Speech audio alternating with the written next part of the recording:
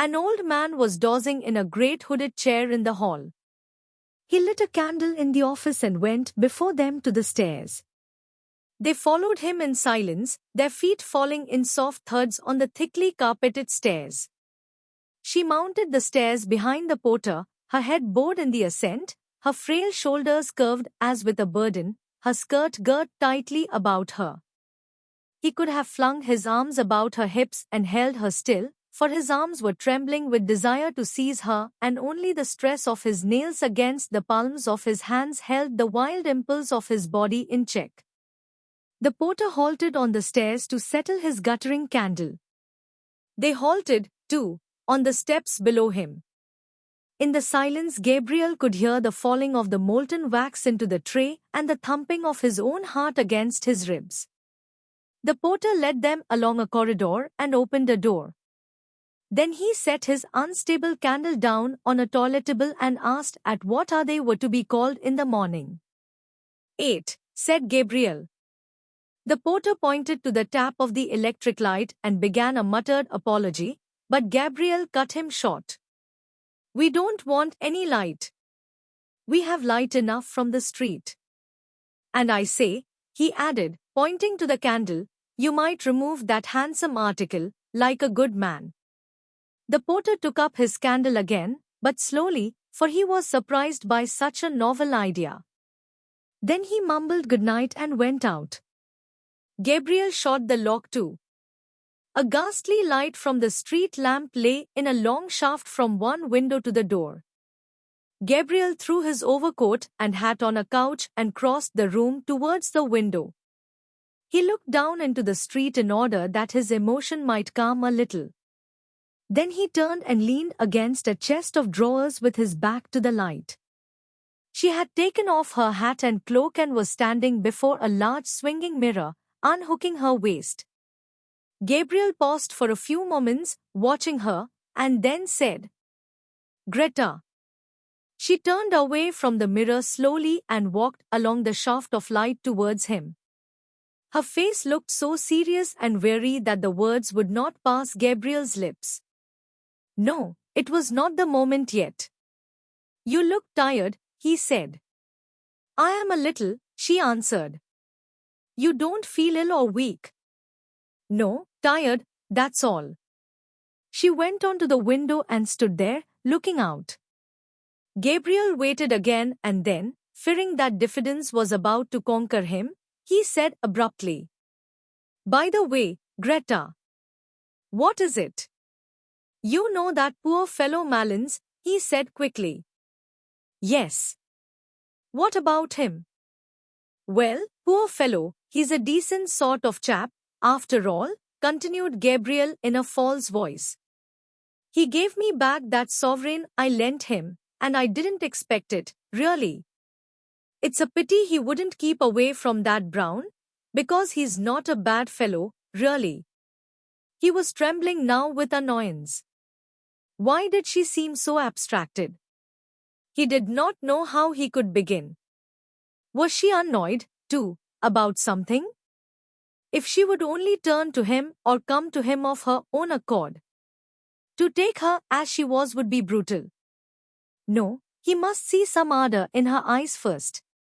He longed to be master of her strange mood. When did you lend him the pound? She asked, after a pause. Gabriel strove to restrain himself from breaking out into brutal language about the sottish Malins and his pound. He longed to cry to her from his soul, to crush her body against his, to overmaster her. But he said, oh, at Christmas, when he opened that little Christmas card shop in Henry Street. He was in such a fever of rage and desire that he did not hear her come from the window. She stood before him for an instant, looking at him strangely. Then, suddenly raising herself on tiptoe and resting her hands lightly on his shoulders, she kissed him. You are a very generous person, Gabriel, she said. Gabriel, trembling with delight at her sudden kiss and at the quaintness of her phrase, put his hands on her hair and began smoothing it back, scarcely touching it with his fingers. The washing had made it fine and brilliant. His heart was brimming over with happiness. Just when he was wishing for it, she had come to him of her own accord. Perhaps her thoughts had been running with his. Perhaps she had felt the impetuous desire that was in him, and then the yielding mood had come upon her. Now that she had fallen to him so easily, he wondered why he had been so diffident. He stood, holding her head between his hands. Then, slipping one arm swiftly about her body and drawing her towards him, he said softly, "Greta, dear, what are you thinking about?" She did not answer nor yield wholly to his arm. He said again, softly, "Tell me what it is, Greta. I think I know what is the matter." "Do I know?" She did not answer at once. Then she said in an outburst of tears, "Oh, I am thinking about that song, The Lass of Aughrim." She broke loose from him and ran to the bed and, throwing her arms across the bedrail, hid her face. Gabriel stood stock-still for a moment in astonishment and then followed her. As he passed in the way of the cheval glass, he caught sight of himself in full length, his broad, well-filled shirt front, the face whose expression always puzzled him when he saw it in a mirror, and his glimmering gilt-rimmed eyeglasses. He halted a few paces from her and said, "What about the song? Why does that make you cry?" She raised her head from her arms and dried her eyes with the back of her hand like a child. A kinder note than he had intended went into his voice. "Why, Greta?" he asked. "I am thinking about a person long ago who used to sing that song." "And who was the person long ago?" asked Gabriel, smiling. "It was a person I used to know in Galway when I was living with my grandmother," she said. The smile passed away from Gabriel's face. A dull anger began to gather again at the back of his mind, and the dull fires of his lust began to glow angrily in his veins. "Someone you were in love with?" he asked ironically. "It was a young boy I used to know," she answered, "named Michael Fury. He used to sing that song, The Lass of Aughrim. He was very delicate." Gabriel was silent. He did not wish her to think that he was interested in this delicate boy. "I can see him so plainly," she said, after a moment. "Such eyes as he had, big, dark eyes. And such an expression in them, an expression." "Oh, then, you are in love with him," said Gabriel. "I used to go out walking with him," she said, "when I was in Galway." A thought flew across Gabriel's mind. "Perhaps that was why you wanted to go to Galway with that Ivys girl," he said coldly. She looked at him and asked in surprise, "What for?" Her eyes made Gabriel feel awkward. He shrugged his shoulders and said, "How do I know? To see him, perhaps." She looked away from him along the shaft of light towards the window in silence. "He is dead," she said at length. "He died when he was only 17. Isn't it a terrible thing to die so young as that?" "What was he?" asked Gabriel, still ironically. "He was in the gasworks," she said. Gabriel felt humiliated by the failure of his irony and by the evocation of this figure from the dead, a boy in the gasworks. While he had been full of memories of their secret life together, full of tenderness and joy and desire, she had been comparing him in her mind with another. A shameful consciousness of his own person assailed him.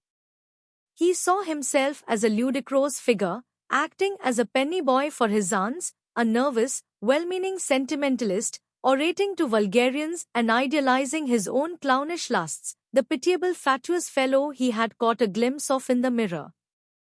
Instinctively he turned his back more to the light lest she might see the shame that burned upon his forehead. He tried to keep up his tone of cold interrogation, but his voice when he spoke was humble and indifferent. "I suppose you were in love with this Michael Fury, Greta," he said. "I was great with him at that time," she said. Her voice was veiled and sad.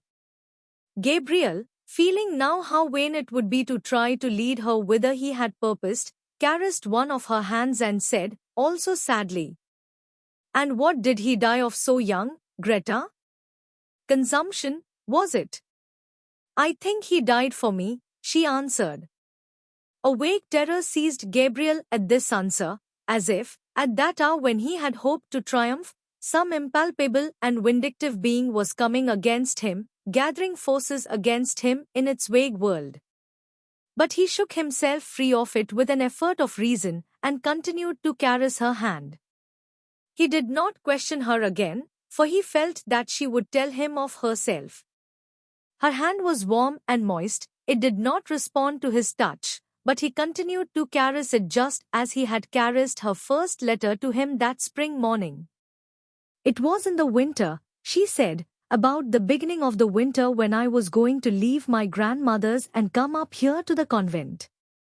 And he was ill at the time in his lodgings in Galway and wouldn't be let out, and his people in Oughterard were written to.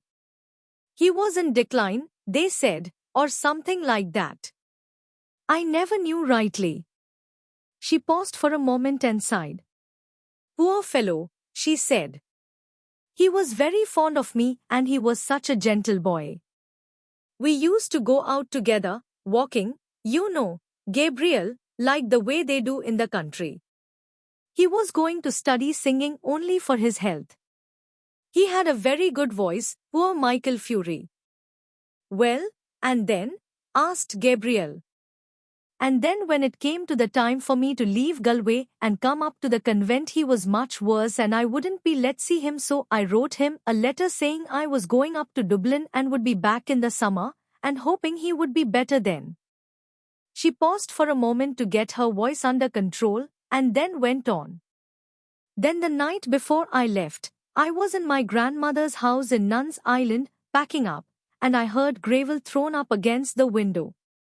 The window was so wet I couldn't see, so I ran downstairs as I was and slipped out the back into the garden, and there was the poor fellow at the end of the garden, shivering."